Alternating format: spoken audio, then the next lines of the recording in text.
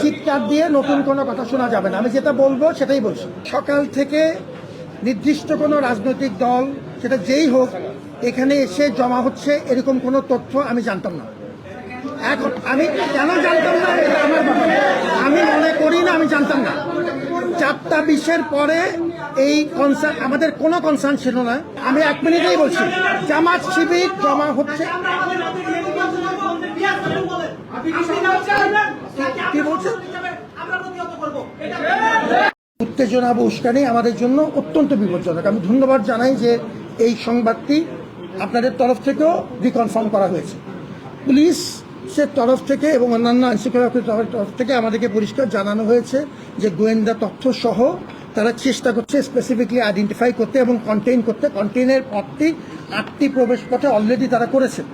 এখন আপনাদের এই তথ্য তো আমরা আমি নিশ্চিত জানি, হয়তো তারা অলরেডি জানেন, এটাও আমরা জানাবো। আমরা আমাদের তরফ থেকে চেষ্টা করছি সবার সাথে। এই জন্যই ইনফ্যাক্ট এই মিটিংটা করছিলাম যে আমাদের সম্মানিত সহকর্মী যারা আমার প্রতিদিনের সাথী তাদেরকে নিয়ে বসছিলাম এই নেক্সট স্ট্র্যাটেজিটা কী হওয়া উচিত আমাদের সেটি নিয়ে আলাপ করার জন্য। That was the one of the major reason for being here. সুতরাং এই তথ্যের জন্য আমি ধন্যবাদ জানাচ্ছি। আমাদের তরফ থেকে আমরা কনসিস্টেন্টলি কাজ করছি। আমি পুলিশের সাথে গত 4:20-25 থেকে এখন পর্যন্ত আমরা ন্যূনতম 3 বার কথা বলেছি, ইনক্লুডিং আমাদের মাননীয় স্বরাষ্ট্র উপদেষ্টা। আমরা আমাদের তরফ থেকে পূর্ণ সচেতন আছি এবং আমি খুব বিনীতভাবে আমার প্রত্যেক অংশীদারের সহযোগিতা, বিশেষ করে ছাত্রদল একটি গুরুত্বপূর্ণ বড় আমাদের ছাত্র সংগঠন, তাদের সহযোগিতা চাই। বাংলাদেশের সবচেয়ে সেনসিটিভ একটা নির্বাচন আপনি গত সকাল থেকে যে সারা দেশে জামাত শিবিরের নেতাকর্মীদের এখানে জড়ো করছেন, এখানে আপনাদের সাথে গোয়েন্দাদের একটি সমন্বয়ের মাধ্যমে ইলেকশনটা পরিচালিত হওয়ার কথা।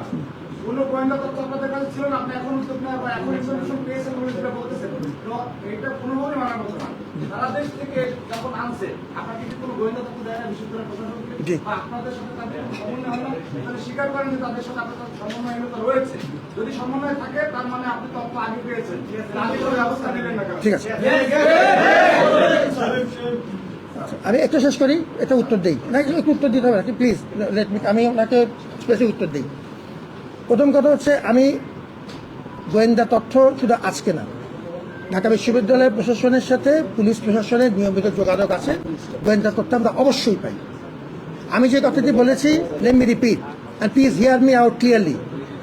আমি বলেছি যে এই গণজমায়েতের মতো যেটা হচ্ছে, এটাকে কত বড় মাপের জমায়েত ইত্যাদি, এই তথ্যগুলো দুপুরের পর থেকে শুরু হয়েছে। 4টার পরে 4:20 টাকা আমার যুদ্ধ মনে আছে, এটি যখন কনসার্ন আকারে আসলো তখন আমরা যোগাযোগ করা শুরু করেছি যে এটার ফার্দার ফর্টিফিকেশন। এরকম তো না দ্যার ইজ এনি গ্যাপ।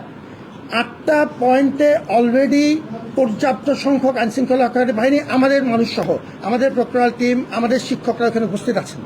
তার সাথে যখন সংখ্যা বাড়ছে, এটা জানার কনসার্নটা আসার সাথে সাথে আমরা নতুন করে উদ্যোগ নিয়েছি। আপনাদের তথ্য আমাদের কাজে লাগছে, আমাদের নিজস্ব তথ্য আছে, সবাইকে নিয়েই সমস্যার সমাধান করার চেষ্টা করছি। সুতরাং দ্যার ইজ নো গ্যাপ। আপনার সাথে আমার কথায় কোনো পার্থক্য নেই। এরকম না যে আমি হঠাৎ করে আমি রাত্রে আজকে বা এই মুহূর্তে জানতে পারলাম। আমি আপনার মতকে সম্মান করি। আপনি যদি আমার কথা বিশ্বাস করেন আলহামদুলিল্লাহ, আপনি যদি বিশ্বাস না করেন আলহামদুলিল্লাহ। I respect your point and you respect my point.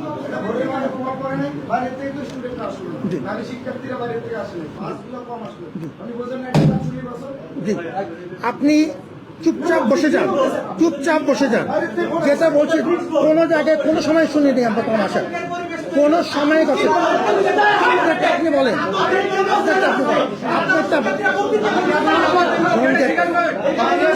চেঁচামেচি কিচ্ছু হবে না, আমরা সেটা ছিলাম না। আমি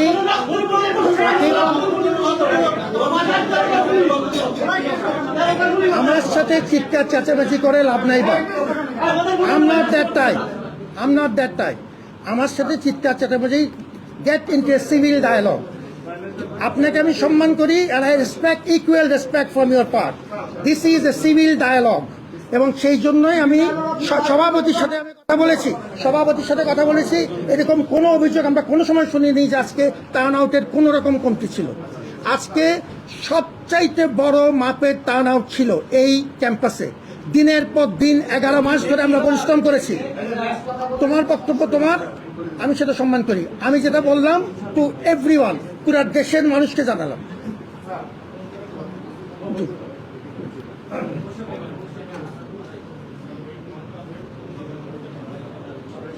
আমি ধন্যবাদ জানাই রাকিবকে, এখনো ধন্যবাদ জানাই।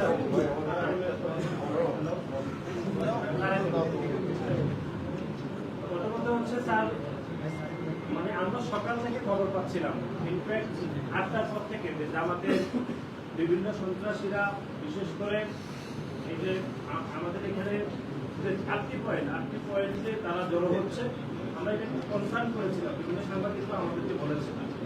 আমাদের আলোচ যেটা বলতো যে আপনারা আমাদের স্বরাষ্ট্র উপদেষ্টা, গোয়েন্দা সংস্থা, ডিএমপি কমিশনার সকলের সাথে অংশীদারিত্বের ভিত্তিতে আমরা আলাপ আলোচনা করলেন। আলাপ আলোচনা করে সারাদিন প্রায় 8 ঘন্টাতে একটা স্টেপও আপনারা নিতে পারলেন না। এটি আমি মনে করি এই যে পুরো নির্বাচন, যে সারাদিন যে নির্বাচন হবে, নির্বাচন এক্সট্রাঅর্ডিনারি প্রভাব পড়েছে। এখন বিভিন্ন মানুষ মনে করছে যে জামাত ইসলামের সাথে স্যার আপনারও এক ধরনের সম্পর্কের বিষয়।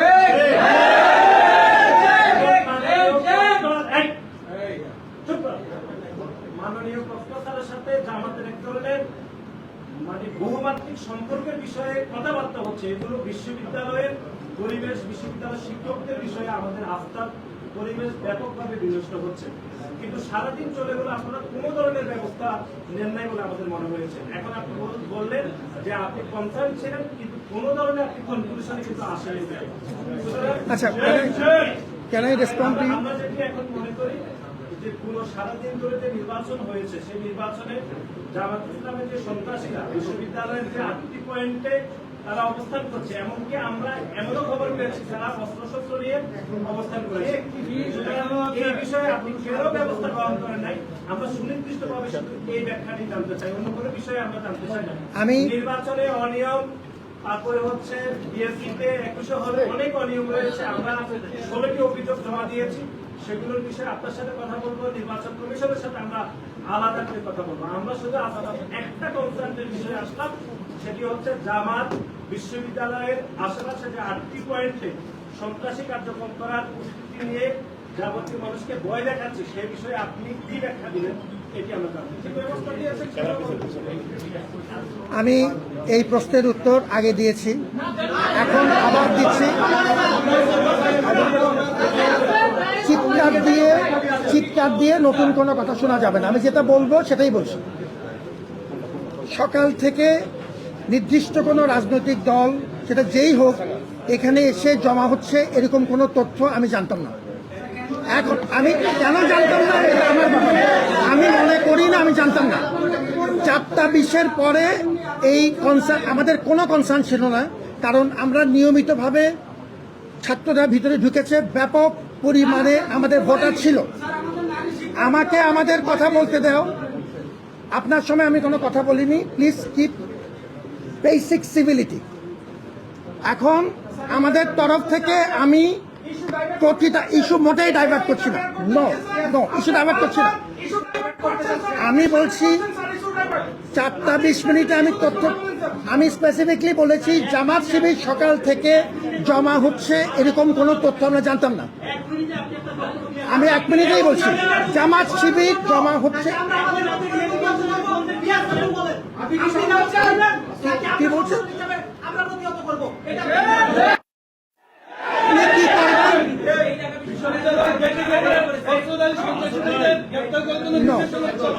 আমি এই তথ্য অস্ত্রধারী সন্ত্রাসী আছে আমি জানতাম না, এখনো বলছি, তাই বলছি 4টা 20-এর পরে কোনো কনসার্ন যদি হয়ে থাকে সেটা আমরা সাথে সাথে ব্যবস্থা নিচ্ছি।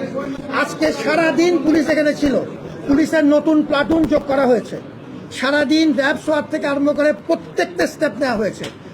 আপনার যে কথা যে কোনো স্টেপ নেওয়া হয়নি সেটি সম্পূর্ণ অসত্য। যেটি বলা হচ্ছে যে এই তথ্যটা সকাল 8টার থেকে আসবে সেটা আমি জানতাম না। আমি বলেছি বিকাল থেকে কনসার্ন যদি শোনা যাচ্ছে সঙ্গে সঙ্গে আমরা এটা এই কনসার্নের জন্য এখন নতুন করে ব্যবস্থা নিচ্ছি। সকাল থেকে কি করেছি, সকাল থেকে প্রত্যেকটা 8টা পয়েন্টে আমাদের লোকসহ কনস্ট্যান্ট রেকি করা হয়েছে, নতুন করে পুলিশের কন্টিনজেন্টের সংখ্যা বাড়ানো হয়েছে। আমাদের প্রত্যেকটা কেন্দ্রে সাংবাদিকদের সাথে একসাথে নিয়ে আমাদের 8টা কেন্দ্রে আমাদের মনিটরিং টিম কনসিস্টেন্টলি কাজ করেছে। পুলিশের সংখ্যা এখন পুরো কর্ডন অফ করা হয়েছে। এগুলো হচ্ছে সকাল থেকে কাজ। 4:20 পরে যখন এই তথ্য নতুন করে জানা গেল যে কিছু জনমায়েত হচ্ছে এবং সেটা আপনাদেরকেও যোগ হচ্ছে, এখন আমরা এই বিষয়ে পদক্ষেপ নিচ্ছি। So we have acted. আমার সর্বশেষ কথা স্যার, আমার এটা বলে স্যার একটু যাই করে দিতে চাচ্ছিলাম। সর্বশেষ আমাদের একটি বক্তব্য জন্য এসেছে, এদিকে আমাদের সাধারণ সম্পাদক আমাদের একটি স্যার এখানে আপনাকে একটি বিষয় বলছি, আপনি দেখেন স্যার অপ্রাসঙ্গিকভাবে আমরা তো ছাত্রদলের বিএনপির সহযোগী আমাদের লিখিত এবং আমাদের সেই অনুযায়ী ঢাকা বিশ্ববিদ্যালয়ে আপনি দায়িত্ব পালনের সময় আমরা সর্বোচ্চ সহনশীল ভাবে কিন্তু তার দায়িত্ব পালন করেছি এবং সবাই কেউ কোনো প্রকার প্রশ্ন বিশৃঙ্খলা তৈরি করার প্রশ্নে আসে এবং আপনি এটা বারবার প্রশংসা করেছেন। তো সর্বশেষ সময় স্যার আপনি দেখবেন সারা দেশের বিচ্ছিন্ন ঘটনা ঘটেছে, কিন্তু এই ঢাকা বিশ্ববিদ্যালয়ে বিএনপির নামে তারা তারেক রহমানের নামে বিনা কারণে তাদের সাথে কোনো সম্পৃক্ত করে নেই, তাদের নামে বাজে বাজে গালি দেওয়া হয়েছে। এই বিষয়ে স্যার আপনি কখনো কোনো বক্তব্য রাখেন নাই, স্যার ঠিক আছে আপনাকে হতে পারে, কিন্তু স্যার আজকের যে ঘটনা এটি আপনি কোনোভাবে এড়িয়ে যাওয়া শুরু হচ্ছে জামাতে ইসলামী এবং এই ছাত্র শিবির যে এই দেশের পক্ষের কোনো শক্তি না, আজকে আবারও তা প্রমাণ করে দিয়েছে। সাধারণ শিক্ষার্থীদের ভোট দিয়ে তারা ডাকসু নির্বাচন সম্পন্ন করবে, সেখানে তারা প্রতিটি গেটের সকাল থেকে তারা অবশ্যই ভিন্ন বক্তব্য শুরু হয়েছে। এখন স্যার আমরা আজকে আনুষ্ঠানিকভাবে স্যার রাখতে পারবো না, স্যার আনুষ্ঠানিকভাবে আমরা যুক্ত করেছি স্যার, এবং আপনি স্যার যখন দায়িত্ব নিলেন স্যার, তারপরে আপনাকে যিনি পাহারা দিয়ে রেখেছেন তিনি আজকে ভিপিকে নির্দেশ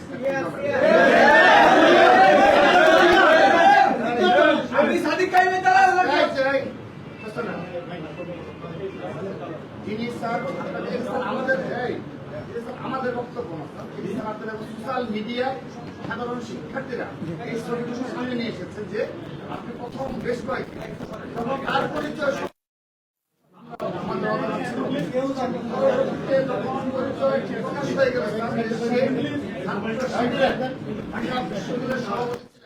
এয়ারপোর্ট থেকে সে আপনার পেছনে যায়নি, অন্যভাবে আপনাকে স্যার আমরা স্যার সার্বিক প্রেক্ষাপটে এবং আজকের যে ঘটনা এটি স্যার আপনি যতই ব্যাখ্যা দেন স্যার আপনার অবশ্যই আপনার সম্মান রেখে স্যার আমরা দীর্ঘদিন আগামীতে ইনশাআল্লাহ এই আমাদের যারা শ্রদ্ধা শিক্ষক সম্মান রেখে ছাত্রদের ক্যাম্পাসে রাজনীতি করে, কিন্তু বাংলাদেশের সার্বভৌমত্বের প্রশ্নে মুক্তিযুদ্ধের প্রশ্নে এবং এই ধরনের সন্ত্রাসের কর্মকাণ্ডের বিরুদ্ধে ছাত্রদল প্রতিটি ব্যবস্থা রাজনীতি আমরা ঠিক এভাবেই আমাদের প্রতিবাদ অব্যাহত রাখবো। আনুষ্ঠানিকভাবে বলছি স্যার, ঢাকা বিশ্ববিদ্যালয়ের প্রশাসক তারা শীর্ষ পদে বসে রয়েছে, তারা পুরোপুরি জামাতিকরণ হয়ে দুর্বল এবং জামাত ইসলামী দ্বারা নিয়ন্ত্রিত স্যার। আমরা এটা স্পষ্টভাবে আজকে আমাদের ব্যাখ্যা দিয়ে গেলাম যে ঢাকা বিশ্ববিদ্যালয়ের প্রশাসনের শীর্ষ ব্যক্তিরা জামাত ইসলাম দ্বারা নিয়ন্ত্রিত এবং তাদের সঙ্গে সরাসরি যোগসূত্র রয়েছে।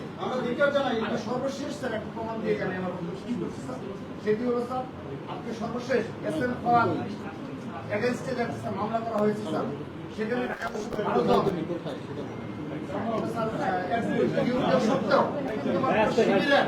সাবেক সাধারণ সম্পাদককে আপনি আইনজীবী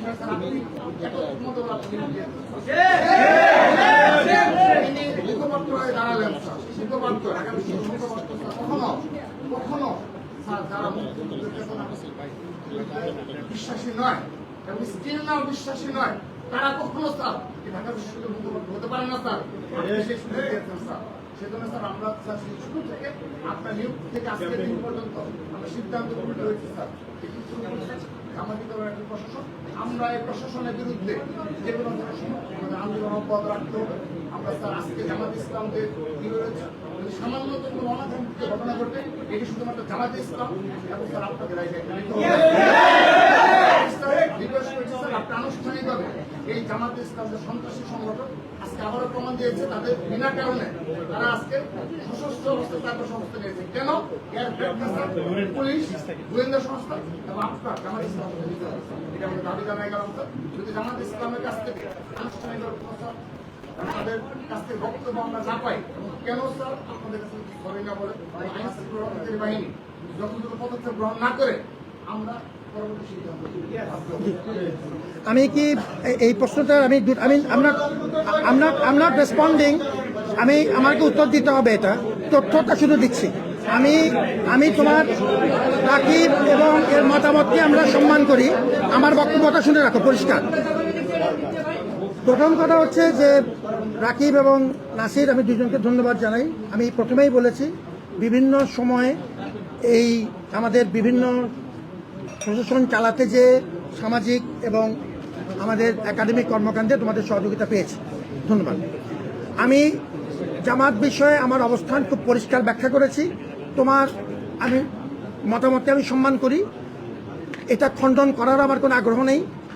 যেটা আমি মতামত বলেছি, জামাতের সাথে বা যে কোনো রকম রাজনৈতিক দলের সাথে আমার কোনো সম্পর্ক নেই, শেষ। 2 নম্বর একটা পয়েন্ট, আমি যখন আজকে কনসার্ন এসছে আমি প্রত্যেকটা পদক্ষেপ নিয়েছি এখনো তোমার তথ্যের ভিত্তিতে, এবং আমি যে তথ্য জানি সব মিলিয়ে পুলিশের সাথে আমাদের নিয়মিত যোগাযোগ আছে, সেটা হবে। তৃতীয়, আবু সাদিক কিংবা ওই সময় সার্জিস, ওই সময় হাসনাত, যারা ওই সময় ছিলেন, আমি একবারই বলবো, দুবার বলবো না। আমি ওই সময়ে দায়িত্ব নেওয়ার পরে সম্পূর্ণ অস্থিতিশীল একটি অবস্থাতে আমি দায়িত্ব ভাগ করে দিতাম কোটা মুভমেন্টের কিছু ব্যক্তির কাছে। আমি খুব পরিষ্কারভাবে বলে দিচ্ছি, আবু সাদিককে আমি ব্যক্তিগতভাবে তার দলীয় পরিচয় কিছুই জানতাম না, জানা কোনো প্রয়োজনও মনে করি না।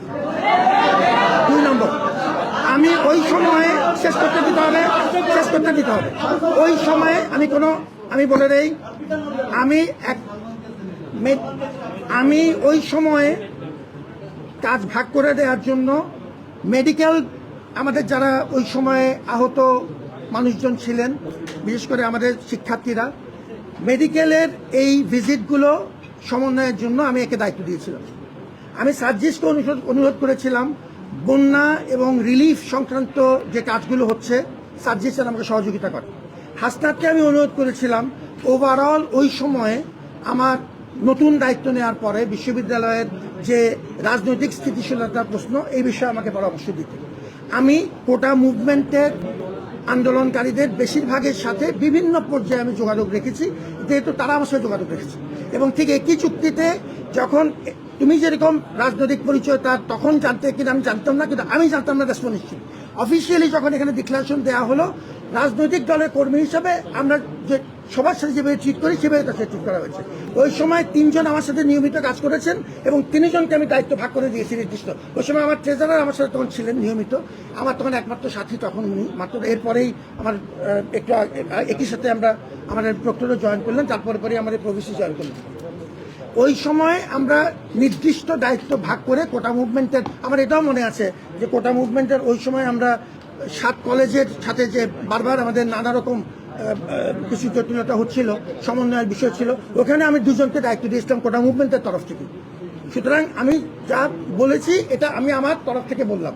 এখন কেউ এটা গ্রহণ করবে, কেউ গ্রহণ করবে না, এটা নিয়ে আমার কোনো মাথা ব্যথা নেই।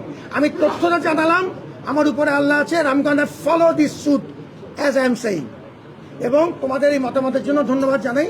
তুমি যেটা বলেছো, বিশ্ববিদ্যালয় তোমার এবং আমার, এই বিশ্ববিদ্যালয়ের জন্য তোমার যে কোনো মতামত আমি সাদরে গ্রহণ করি, এখন যেরকম করেছি। ধন্যবাদ জানাই। আচ্ছা, না আমি একটা কথা, আমি তোমরা শেষ করার আগে একটা কথা বলো, সব সাংবাদিক আছে। আমি ঢাকা বিশ্ববিদ্যালয়ের ট্রেজারার বলছি, আমার সম্পর্কে একটা অপপ্রচার আজকে করা হয়েছে। আমার অফিসে নাকি মির্জা আব্বাস এসেছে ইলেকশন ইঞ্জিনিয়ারিং এর জন্য। আমি বলতে চাই, যে অভিযোগ করছে তার বিরুদ্ধে মামলা করা উচিত, এবং সেটা সম্পূর্ণ মিথ্যা কথা বলেছে আমার সম্পর্কে। এবং ঢাকা বিশ্ববিদ্যালয় আমাদের রেজিস্ট্রার অফিসের প্রত্যেকটা জায়গা ক্যামেরার আন্ডারে এটা চেক করা হোক, এবং যে মিথ্যা কথা বলছে তার শাস্তির ব্যবস্থা করা হোক।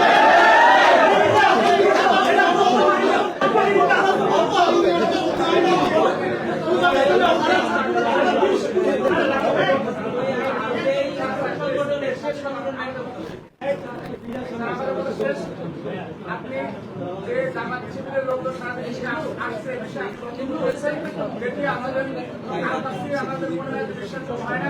এরকম সারা দেশ থেকে যেরকম আসছে আপনারা জানা সত্ত্বেও ভোট দেওয়া হয়ে গেছে একটা ইলেকশন ইঞ্জিনিয়ারিং হবে বলে আমরা সংখ্যা প্রকাশ করছি। আপনারা আবার সেই ব্যাখ্যাটি দিবেন না যে আমরা এটা জানতাম না। কোন ইলেকশন ইঞ্জিনিয়ারিং ঢাকা বিশ্ববিদ্যালয়ের হয়। তাকে অনেক ধন্যবাদ। Thank you for coming over. আসেন, thank you.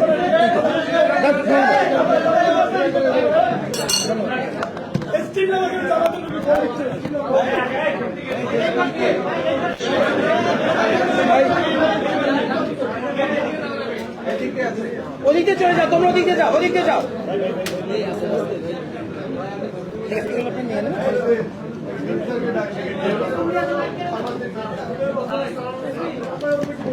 Thank you, thank you.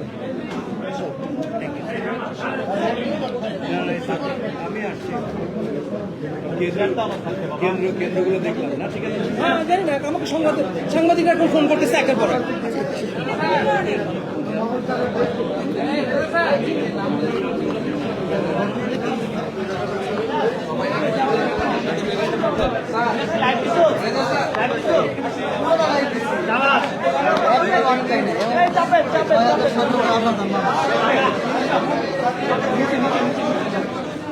Hindu নেমে যান।